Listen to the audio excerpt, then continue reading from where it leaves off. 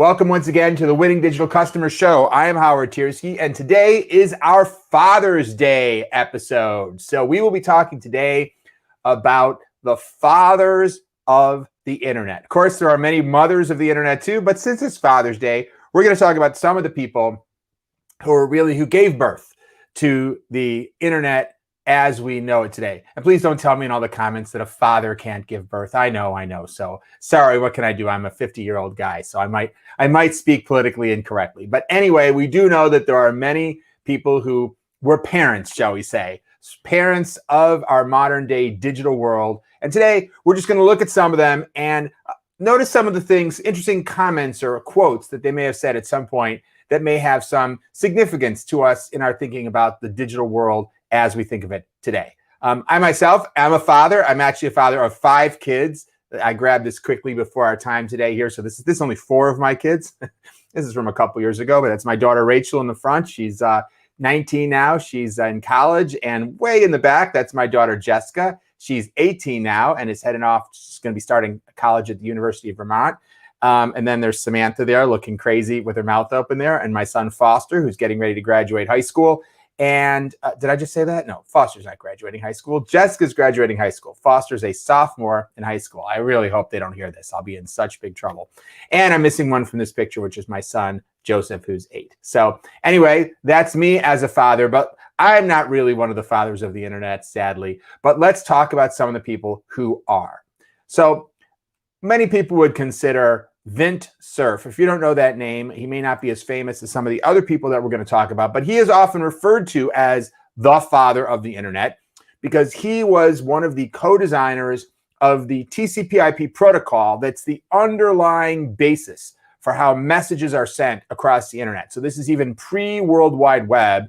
He's the one who figured out how we could connect networks together and communicate across devices in a way that enables both networking within an office. It's how you probably print to your printer, and it's also how you're able to connect to all the resources on the internet. So his pioneering work in networking technology is one of the foundations of what we have today by way of the internet. So thank you to Vint as one of the fathers of today's internet. And I thought I'd just share one quote from his. A notable saying is he said in 2008. He said this. He said, of creating innovation. In fact, many of the quotes I'm going to share with you today are about thinking about generating new things, innovation. And I think that's something that, of course, we all need to be thinking about continuously as the world keeps changing. And we all need to continue to adapt our businesses and our approach to things to be ready for this new and evolving world. So Vint said, I think imaginative exercises can have a profound impact on our future. What you can imagine can sometimes turn into something you can figure out how to build. And I think that's really true. Something that sometimes teams get really hung up on is something that Tony Robbins calls the tyranny of the how. Meaning, sometimes you don't even voice an idea. You don't even allow yourself to imagine something that you might do in business or in developing a product because you really aren't sure yet how you can accomplish it. But in reality, most new innovations are first imagined as a sort of a fictional idea. Imagine if we had something that could do X, and then the work has to be done to figure out how can you make that possible. And very often, by the way, the person who has the imagination to think if we had something that could do X is not the same person as the one who's able to come along and say, oh, well, here's a way that we could actually accomplish that. That's why so much of our digital world today was created through collaboration, competition, and different people building on each other's work. So I think that's an absolutely fantastic point. And I would add that this idea of imaginative exercises is a topic that I talk about at some length in my book, Winning Digital Customers, which I would encourage everyone to pick up and read. And we have a facility at my company in New York City called the Innovation Loft, where teams come very often to engage in imaginative exercises, to brainstorm, to come up with ideations for everything from new products to new businesses, to new processes, to new brands, new ways of marketing. And it's absolutely true that very often you come up with a vision of if we only had something that could do X, and then other teams have to figure out how to do it. You know, one example that I love is Star Trek. Star Trek was enormously influential on on science and technology. If you look at all the things that were imagined on Star Trek in the 60s, whether it's the doors that automatically open when you walk up to them, which, depending on your age, you may think, didn't doors always do that at the supermarket? No, they did not. And I don't know exactly where it came from, but at the time that they were showing that on Star Trek, that was not something that was real in the world. That was just something that was envisioned for the future. But people saw it and said, hey, I could probably make doors do that. And they did. Look at the tricorder on Star Trek. That does not look an awful like today's iPhone. If you watch an old Star Trek episode right now, you probably think it doesn't look like anything that unusual. In fact, they look a little bulky. You're probably thinking, gosh, it's the future. Shouldn't iPhones be slimmer than they are today? But in fact, the whole idea of this handheld device that could do so many different things was novel. Voice recognition, they would say, computer, tell me about this planet. So many things on Star Trek that were not real at the time that show came out. And not only Star Trek, but many other science fiction sources. So agreeing with Vint Cerf that imaginative exercises and imagination is often the foundation for future progress, even if you don't know how you're going to accomplish it at the time you imagine it. So let's move on. Let's talk about somebody you probably have more likely heard of, which is Tim Berners-Lee. So he is considered the inventor of the World Wide Web, which obviously had to sit on top of Vint Cerf's TCP/IP protocol, not to get too techie here, but he created the methods by which you could actually create a page, an HTML page, create hyperlinks to other pages, and allow this idea of the internet as we know it today, or at least the precursor of it. He's actually listed in Time Magazine's list of the 100 most important people in the 20th century. And the quote I wanted to share from Tim Berners-Lee is from 2009, so not that long ago, 11, 12 years ago. And he said, at that time, long after he'd invented the World Wide Web, remember, he invented it in '89, so this is at the 20-year anniversary. He said, the web, as I envisaged it, we have not seen it yet. The future is still so much bigger than the past. Now, on the one hand, I think we could probably agree that things have come a long way since 2009. So he was absolutely right. There's no question. Back in 2009, the iPhone had come out probably a year or two before that. I'm sure it had a browser on it. There probably weren't even apps yet, or if they were not nearly what we see today. And obviously, we've seen so much growth in our digital world in the last, what would that be, 12 or 13 years since this quote by Tim Berners-Lee. And I think it's also true, and it's important to think about if you're an innovator and you're creating new ideas. Sometimes it can be frustrating that you have this big idea, and when you first implemented it, it's just a shadow of the original idea. You're not actually able to bring forth the full idea as you imagined it. And clearly, even 20 years after the launch of the web, when much was done, and e-commerce was huge, 2009 was not that nascent in the world of the web, but nevertheless, he was still feeling like, wow, the full vision has not yet been realized. And you know what? If you're really an innovator, maybe your full vision is never 100% realized, but it's that North Star that you're always moving toward. So now let's talk about Marc Andreessen. So Marc Andreessen created the first really popular web browser. So he built on Tim Berners-Lee's work, which obviously built on the whole TCP/IP protocol. And he created Mosaic initially, the first really wide, when he was at the University of Illinois, the first really widely used web browser. And then he was one of the co-founders of Netscape and created the Netscape browser there. And now, of course, he's a very well-known venture capitalist and has been involved in many, many startups that became big digital successes. And so another pioneer, someone you might call another father of today's internet. And he said, his quote that I picked here was from 2016 or 2018. Let me look at my notes here. 2018. So pretty recently, he said, innovation accelerates and compounds. Each point in front of you is bigger than anything that ever happened. This idea that the innovation in the world is ever growing. It's like the Big Bang theory of innovation. And it's interesting that he said that so recently. I mean, because after all, he can look back on the innovation that he launched when he created Netscape was game-changing to the world. And yet, if you look at what happened after that, so much bigger, right? The profound effect of digital seems to just get bigger and bigger every year. And of course, now what's happened with COVID, even greater move towards a digitally centric world. So whether Marc Andreessen's view can continue, whether you can have innovation continue to grow and grow even bigger, that might stretch the imagination. You might think, can it keep growing forever? I don't know the answer to that. My instinct is no, But maybe that's just the limit of my own imagination. Perhaps it always seems in whatever period we're living in, like we've stretched as far as we can go. Surely things can continue to get more technological or more innovate more, even faster than they are now. But you know what? I probably would have said that 5 years ago and I would have been wrong. So it's tough to imagine exactly what the future is going to be. So the next father of the internet that I wanted to talk about here is perhaps, arguably one of the most famous of the group, Steve Jobs, or Steve Jobs. I never know if I'm saying it correctly. What he really said, or whatever I say Steve Jobs, someone else is always saying Steve Jobs, and then I always have that feeling like, oh man, I mispronounced it. I sound like an idiot. Well, anyway, we'll just go with Steve Jobs for now. Of course, I don't need to tell you much about him, but he was, of course, a pioneer, the drive behind the creator of not just the iPhone, but the modern smartphone, right? Because every smartphone today is largely modeled on the thinking that went into the iPhone.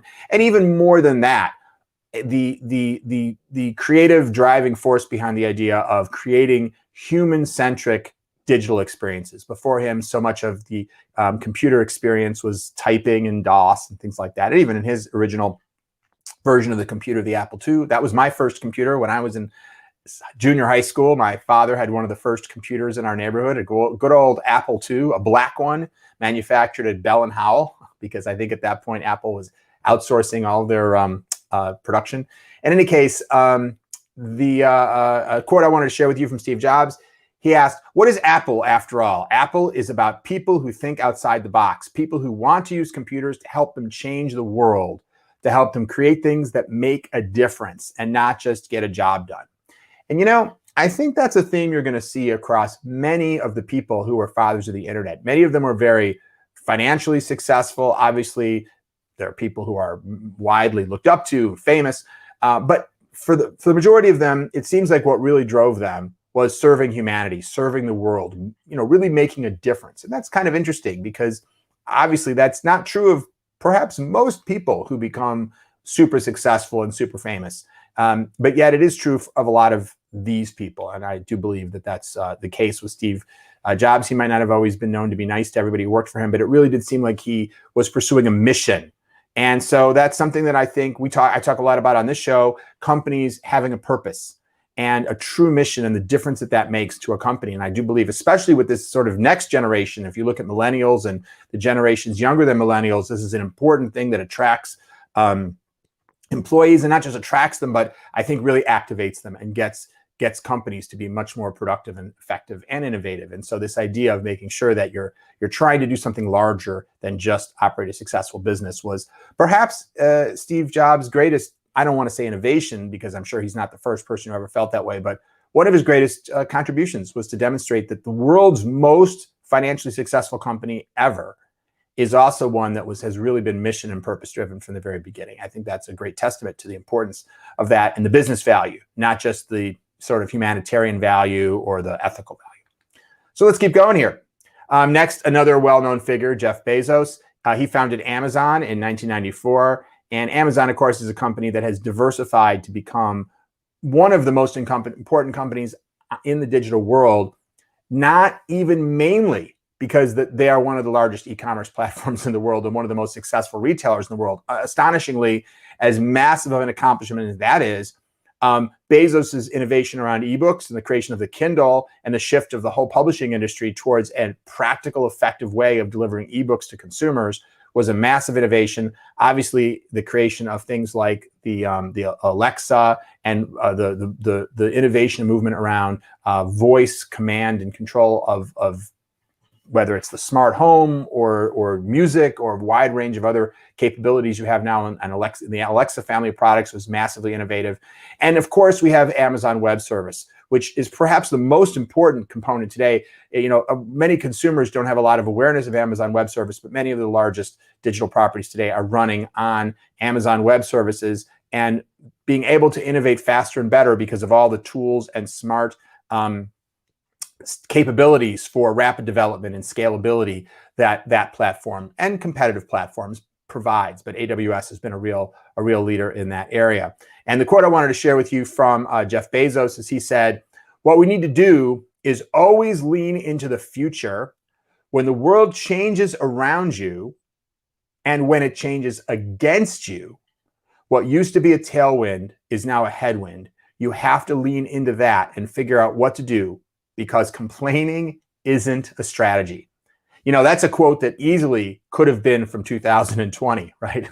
But actually, it's a quote from 2013. Complaining isn't a strategy. I love it. And I, of course, think that's absolutely right. And in fact, it's more than that. Sometimes difficulties create the greatest opportunities. And in Jezz Bezos' case, there's no question that the last year and a half of the pandemic has been led to massive success for Amazon, despite the fact that it was obviously horribly problematic for their business, right? It disrupted their supply chains. It disrupted their labor force, so they couldn't run their typical operations in the normal way. It made it problematic for them to fulfill their normal sort of terms of service and deliver at the speed that they normally do. But at the same time, Amazon was so needed during the pandemic. And, they took an approach to make sure that they were doing everything they could to be there. And, there's plenty of things one could say that are critical of Amazon. And I'm no expert at all, the labor issues and the other considerations. But looked at it from a big picture perspective, I think Amazon was a huge help to people during the pandemic as a reliable way to get things to their homes without needing to go out to the store and risk infection. And obviously, Amazon had to adapt and be very agile to be successful during that time. So this idea that what used to be a tailwind is now a headwind, meaning, the pandemic, for example, and obviously that's not what he was talking about, but this is the most beautiful example of it, created all kinds of problems for his business, but he was able to, as he says, lean into that and figure out what to do. And they figured out what to do very successfully. And again, if I was going to pick one thing from this whole episode and write it on a Post-it note and put it on my monitor, it might be figure out what to do, because complaining isn't a strategy. Now, Jerry Yang, let's talk about Jerry Yang. So as one of the early pioneers of creating internet businesses like Jezz Bezos, he was one of the co-founders of Yahoo. And the quote from him is, "We look at our users' interests. Without our users, we don't have business." And as simple of an idea as that is, the idea of looking out for the interests of your customers as the sort of first thing you talk about isn't the most common way of viewing business. We talked today about user-centered design and the importance of being customer-centric. And I think many companies say that, but if you are working on the inside of many large companies, as I have the opportunity to do, many are not really operating based on those principles. But it's interesting to see that many companies that do operate really looking out for the interests of their users do quite well. And it's actually not only a strategy that I think helps everyone feel even better about themselves when they wake up in the morning. It kind of goes a little bit together with what Steve Jobs was saying, to make a difference for people, but also something that can be a very successful business strategy. Although I think it has to be paired with, he says, without our users, we don't have business, which is absolutely true. That's one of the reasons why looking at your customers first is very important. Doesn't mean you look at your customers exclusively. You obviously have to think about what's your revenue model, how are you making things scalable. It's not only about serving your customers' needs. But what we've seen today is that many companies that put that first, it actually leads to a very successful approach to business. So Larry Page, another pioneer in the search and finding stuff on the web space, like Jerry Yang, obviously longer term, more successful, because not only did they do that, but they branched out into many more areas, at least many more areas successfully than Yahoo has. And I wouldn't count Yahoo out, They've just been sold, and they're now under new management, new ownership, and I predict a whole new generation of what Yahoo's going to bring to the world. But in any case, talking about Larry Page and Google, obviously Google is one of the most influential companies in the digital world. Their search engine holds everything together. And the Android operating system, which Google sponsors and more or less created and publishes as an open source platform, is the number one mobile operating system in the world and powers more smartphones than Apple does. And they have so many other, of course, services that make up the web of what we consider today's digital world. So clearly a cornerstone company of our digital world. Sergey Brin and Larry Page, sorry I didn't put them both in here, but really they could have both been put in here, are clearly fathers of today's internet. And it's interesting, the quote I picked from him was back from 2005. So this is more than 17 years ago. He said, "Lots of companies don't succeed over time. What do they fundamentally do wrong? They usually miss the future." So it makes me think of some of the other quotes we heard about how fast the future is coming at us. So many of these fathers of the internet were people who were always thinking about the future, looking at the future. And again, I have to say that from my inside view of getting to work with lots of big global companies, it depends what you mean by the future. Right? If by the future you mean 2 months from now when we have to do our quarterly earnings report, that future they're looking at. Getting to the end of the year, yes. But to be honest, a huge percentage of companies put a relatively small amount of thought into what the future is going to look like in 5 years, 10 years, and that future, I think, is one of failing to put enough focus on that longer term future is the missed opportunity that I assume that he's talking about here, and one that I think is a lesson that a lot of people a lot of companies could benefit from, and obviously spoken by somebody who, in the future that Larry Page was looking at from 2005, he obviously did a lot of things right because he's grown Google since then into one of the most successful companies in the world. Okay, just a few more here. Similar vein, we have Mark Zuckerberg, of course, the founder and CEO of Facebook. And he says, people think innovation is just having a good idea, but a lot of it is moving quickly and trying a lot of things. 1,000%. As somebody who spent my whole career working in digital product development, I can tell you that lots of things fail, and it can be very difficult to sit there in a conference room and know it's going to work. So there's a lot of ways to try things. And by the way, this is something I go into in great depth as well in my book, Winning Digital Customers, talking about how do you use design thinking practices and how do you identify problems, come up with possible solutions, test them rapidly through things like prototypes so you can try to quickly figure out what seems like it's going to work. How do you get quick market tests out, minimum viable products, so you can really don't rely on the assumption that you're so smart that you're going to be able to sort of throw the dart and hit the bullseye, so to speak, but only that if you throw a lot of darts, you might be able to get a third of them on the board and then be able to look and see which are the ones that were closest to the bullseye. And maybe this would be cheating at darts, but maybe take some of them and move them if you see that they're kind of working, but there's things you need to do to actually get them more closely. This reminds me of a quote that I often recite from Linus Pauling, who's one of the few people to ever win more than one Nobel Prize. And he said, the best way to have a great idea is to have a lot of ideas and throw most of them away. And I think Mark Zuckerberg is channeling Linus Pauling as well. Okay. What do we got left? A couple more. Chad Hurley, you may not know his name. Chad Hurley was the creator of YouTube, which he then sold for, as I recall, about $1 billion to Google back somewhere around 2007-ish, if I'm recalling correctly. Quote from Chad Hurley, it's not about a big or revolutionary breakthrough where you discover this big thing that no one has ever seen before. It's just about this small detail that's been overlooked by everyone else. So true. So often, the big differentiator is not you've completely reinvented something, but you've just figured out, a better mousetrap, as they say, right? A little better way of doing something. I mean, even look at Uber, which as an example I quote all the time. I mean, Uber is in many ways like a taxi, but they've tweaked a few things that are those meaningful differences. And sometimes it's even noticing smaller things. I've worked on projects where we were trying to improve the usability of an app or the conversion of a website. And by doing customer research, we get the opportunity to observe those small details that sometimes can make a huge difference. It's so fun when you find some small thing, something you can reword, or a simple feature you can add, or a small change to navigation. All of a sudden you see numbers shoot up in terms of customer satisfaction or conversion rates. And that happens all the time if you know how to look for the kind of small details that Chad Hurley is talking about. All right, home stretch here. I think we've got only two more fathers of the internet. Jack Ma, do you know who he is? Jack Ma is the founder of Alibaba, which is the largest and most successful e-commerce operation in the world, based, of course, in China. Jack Ma resigned a couple years ago from running that company, but he built it up to be probably the most successful digital business ever, or certainly one of them. And he said, it doesn't matter if I failed, at least I passed the concept on to others. Even if I don't succeed, someone else will. He said that in 2012 at a point when Alibaba was certainly large, but not at its scale that it is today. But it's interesting that, I see these common threads. It's been interesting to me to put this list together because you can see some parallel themes. It's the building on someone else and having someone else build on you. And there's an element of consistent dissatisfaction, I notice, from all of these quotes, right?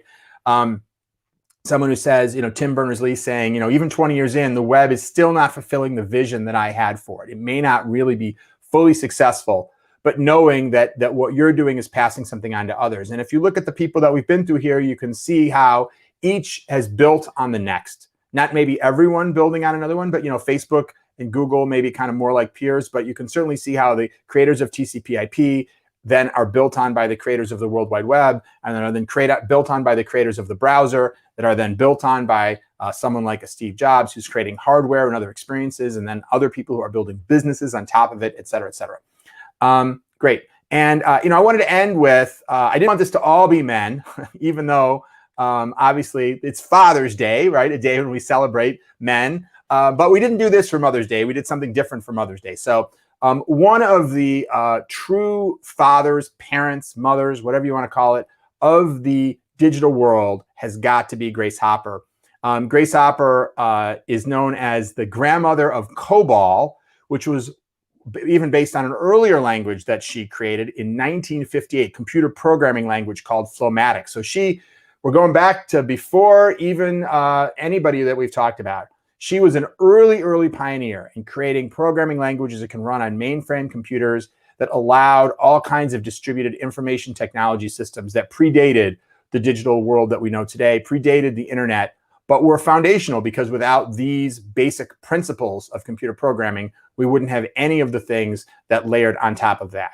And so I thought it would be fitting to end with her, both to honor and respect the fact that, no doubt, it's funny, when I went back and looked, and my team looked back at all of the people who were the great parents of the internet, it is a lot of men, and that's okay since it's Father's Day, but you have to see there's not a female, it's not as easy to create a list of women. There are some, but it's not as easy to create a list of women who are well known to be the parents, if you will, of our modern digital age. Something tells me there probably are a lot more women, and that along the way, due to the nature of society, the men may have gotten more credit than the women. I don't know that to be true. It's just my own theory. But certainly Grace Hopper is well known to computer programmers and to people in the digital world, even if she's not as much of a household name today as some of the other people that I've talked about.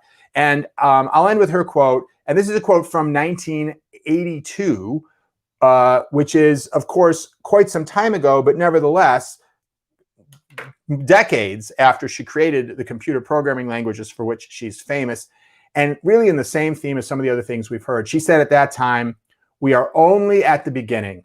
We've been through the preliminaries. We've got the Model T. That's where we are now." And on the one hand, clearly that was prescient back in 1982, before the launch of the web and other things. Clearly, we've come a long way since the Model T that Grace Hopper's described. And at the same time, and by the way, at the time that she was saying that, things seemed pretty sophisticated, right? He had the technology that she had created was sending spaceships to the moon, and was running governments, and was running huge, multinational banking operations. And yet she still called it the Model T. Maybe easy for us to look back at it now and say, well, of course it was the Model T. We see what's happened since 1982. But I would suggest to you that maybe today it's the Model T. And if we look at what many of these fathers of the internet, parents of the internet, have been saying to us through their quotes through the years that we've been looking at, it's that the future is often much bigger than you expect. It's coming faster than you expect. And maybe today, everything that we think is so sophisticated is really still the Model T, and the really big stuff is coming next. And if so, I suggest to you that that means fantastic opportunity for all of us, because if you're listening to this, you're probably in the right place at the right time, at a time when our people's lives are becoming ever more digitally centric, and the opportunity to do even more, to have an even more profound mission in terms of how you can bring value to users, to customers, and to the world in general through the innovations that you create in the digital world. I believe that is a greater opportunity than ever. So thanks for listening. Happy Father's Day, and keep transforming. I'll see you next time.